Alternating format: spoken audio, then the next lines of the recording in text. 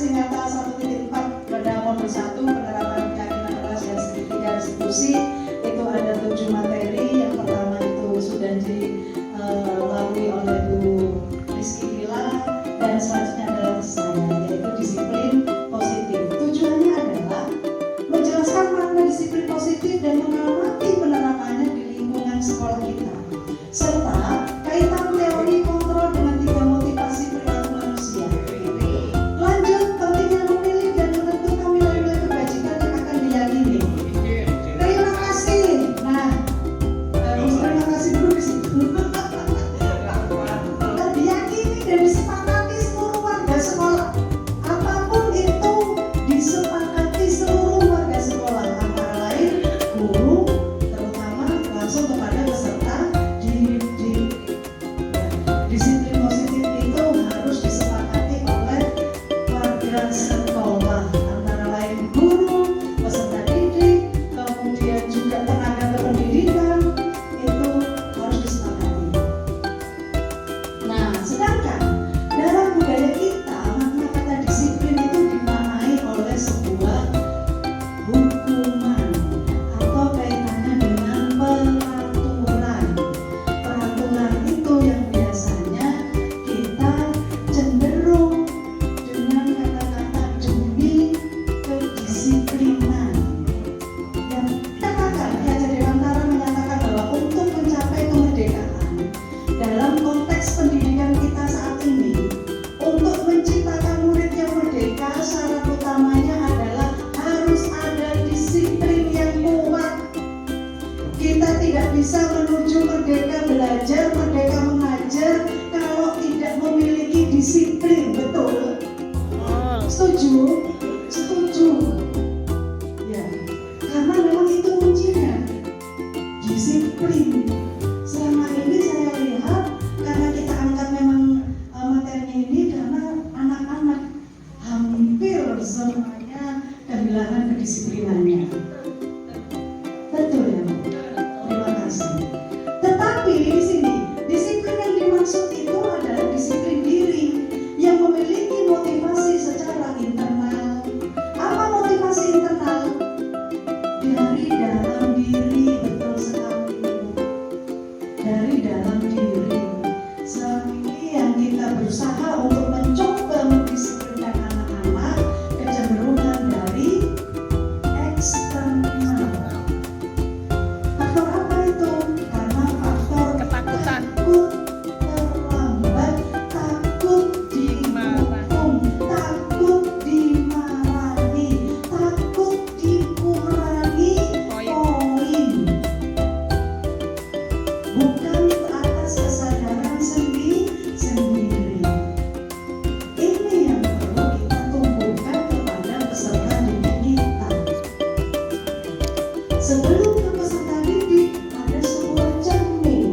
Siapa itu cerminnya? Terima kasih. Cerminnya adalah kita. Disiplin positif ini pasti tidak bisa lepas dari yang namanya nilai-nilai kebajikan.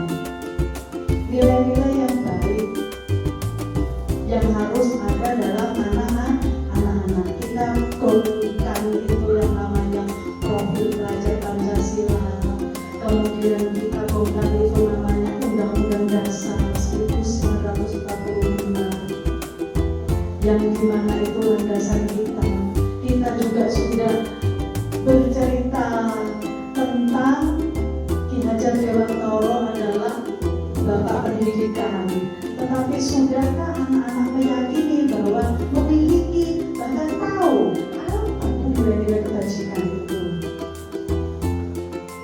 Nah, nilai kebajikan ini sudah ada ada 6. Ini ada 6 yang sudah tercantum, tetapi saya garis besar menjadi 3 kelompok. Sekolah penggerak SMP Negeri 7 alhamdulillah sudah masuk sekolah penggerak. Sudah menggaungkan yang namanya profil pelajar Pancasila. Sudah membuat proyek P5. Apakah proyek P5 itu berasal dari anak-anak? Apakah kita sudah melibatkan anak-anak? Apakah anak-anak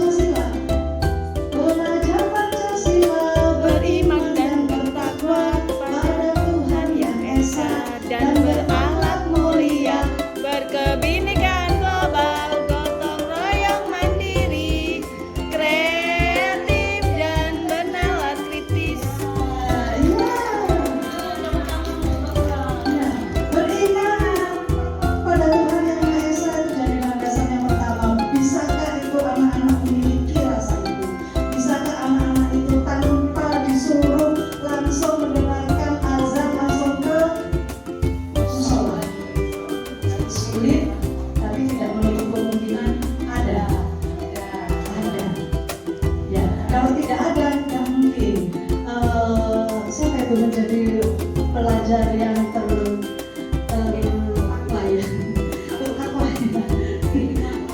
itu. Ada beriman dan bertakwa kepada Tuhan Yang Maha Esa, ada sikap mandiri, ada bernalar kritis, ada berkebinekaan global, gotong royong dan kreatif. Dan lagi ini nilai-nilai kebajikan. Menurut IPO Primary Years Program, sikap murid harus memiliki rasa toleransi, harus memiliki rasa hormat, harus berintegritas, harus mandiri, menghargai, antusias, empati, keingintahuannya besar, kreativitasnya tinggi, kerjasama luar biasa, percaya diri oke, komitmen. Ya, integritas. Ini biasanya rasa hormat, integritas ini dimiliki oleh anak-anak yang memiliki ekstra pramuka, itu melatih integritas, melatih kreativitas, melatih gotong royong. Dan ini sudah terbentuk oleh anak-anak melalui ekstrakurikuler pramuka, luar biasa. Berintegritasnya contohnya itu jalan selama 10 km, sejauh 10 km tanpa didampingi oleh bapak ibu guru, mereka pembina yang ada di SMP 7. Itu integritasnya anak tinggi, loyalitasnya anak tinggi di situ. Kemudian